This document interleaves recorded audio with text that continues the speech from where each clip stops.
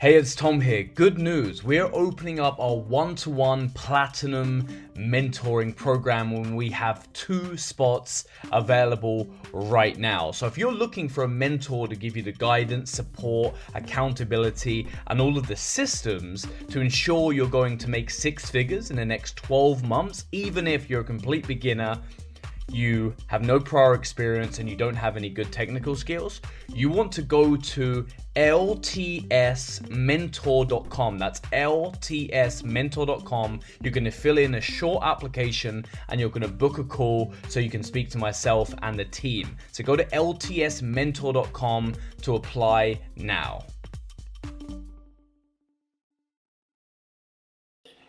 When should I leave my job? It's a question that I am asked quite a lot. And to be fair, it's also it's a big question, obviously, because in many cases, for a lot of people, it is their first business. The goal is to leave the 9 to 5, and that is an important goal and an important step. Now, many will actually be obviously working a job alongside building and growing their business. And honestly, there is no definitive answer to this. When should I leave your job? So I want to answer this question in a slightly more holistic way and almost ask a question back. So my belief in business is that you get your best results done when you are focused. And in order to be focused, there needs to be a good amount of pressure. There needs to be a good amount of push from inside, and this is where, of course, your why comes through. Whatever that why is, your kids, your family, drive, but it's coming from a place of real joy and push, doing something that you love. And focus can be very distracted if certain things are all out of kilter, for example. Namely, might be your bills, your rent. And so although sometimes, hey, you hear these stories of, do you know what, I got this idea and I just quit my job and I packed my bags and I went and cool. Now, one of the issues with it is the fact that it will most likely lead to lack of focus because you are stressed about other areas of your life. And this is where my tip, my way of thinking around this, because it is a big decision. I'm going to be really realistic and really blunt with you guys because that's I believe I should be. I'm not going to sugarcoat things. Being able to understand and say, right, how much is my current expenditure? And this is being really realistic down to now taking that crucial step and that transition over. How much does it cost me to survive? How much does it cost me to thrive? So this means this first one could be your rent, your bills, literally how much it costs you just to exist in the place you are. Thriving could be, okay, I'm going out for dinner, having the odd holiday. How much does that cost you per month? And then understanding how long you've got in terms of your cash reserves. How long have you got in terms of your cash reserve? If you stopped making money, how long could you survive? And then working backwards and saying, do you know what? How much of a threshold am I comfortable with?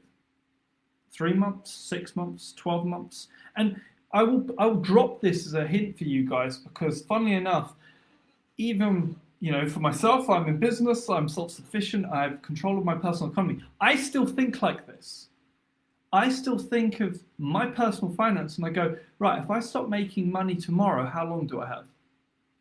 How long do I have in terms of cash in the bank? But Bill Gates very famously said, I will have a year's worth of cash for the overhead of Microsoft in the bank.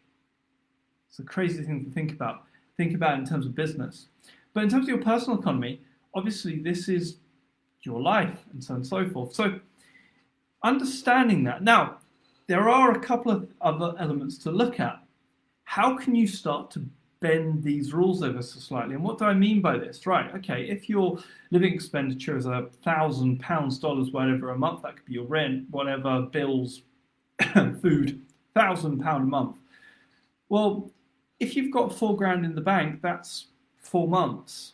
What happens if you could lower that, even by 75%? So you downsize, maybe you cut some costs, whatever that could be. Now, this is very personal to your situation. So some of you guys might be, 20, 21, single, living with your parents or just moved out. Others might be, 50s, 60s. Others might be in their 30s, 40s with kids and everything else. So looking at your situation very realistically, understanding, right, how much runway do I have? Can I bend that slightly? Can I say, if going back to that, $1,000 a month is my cost? Well, if it was $750 a month and I had 4K, how long would that give me now? Would that change how much I've got? So you might find yourself buying more time, because ultimately that is what money is. Money is time. And then making sure that you are able to have comfort in terms of going, right, not too much, but having peace of mind so you can focus on what you are doing. Because there's nothing worse than someone who is needy and driving and not coming from a place of giving when it comes to business. I'll be really honest. So when you are looking at it, I'm going to put this now into I'm going to try and summarize this, put this into some real key steps. When you are looking to leave your job, okay, what is your current expenditure? How much cash have you got realistically? How much cash, how much of a buffer have you got, and then how much time have you got?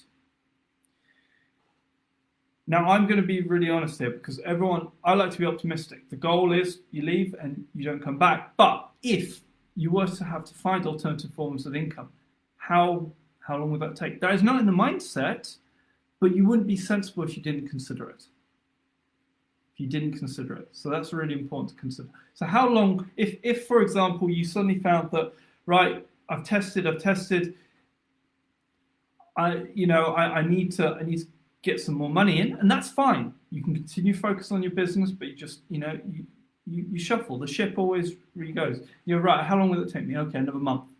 So you factor that into your calculation. The other side of it is phasing and saying, right, okay, I'm going to go part-time to focus more on my business. I'm going to take a day a week out of my income. And you phase.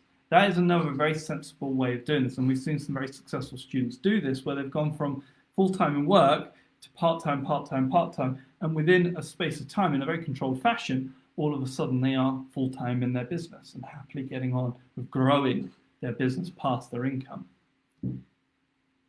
So yeah, guys, I hope this helped. That's a bit of some thoughts. I'm very realistic, very blunt, and it's not me trying to scare anybody, but I think it's really important to look at this seriously and to understand this. And yes, it is a big goal. Getting out of that 9 to 5 is huge, and I love it. I think that's so important. But guys, thinking about it in terms of, right, okay, what, at which point do I have that element? And even when you are in business, as I said before, myself personally, I'm looking at my cash reserves and saying, right, how long do I have? If I stopped making mine today, how long do I have? So that's really important to understand that in terms of your personal economy. And the same goes on the flip side, as I've said, when you've left your job and you are in your business. So I've equally seen some people do that, where we've gone through. Hey guys, it's Tom Ash. We hope you guys have enjoyed the episode as much as we've loved putting it together for you. Please guys, do us a huge favour. Hit that love button, hit that subscribe button, and review us on Apple iTunes. We do read the comments. We want to improve our content and give you guys the best that we've got. Equally, the best comment, guys, we will shout you guys out, and we are giving out free courses. So guys, please come hit that love button, leave us a review, and we'll catch you on the next podcast, guys. All the best. Take care.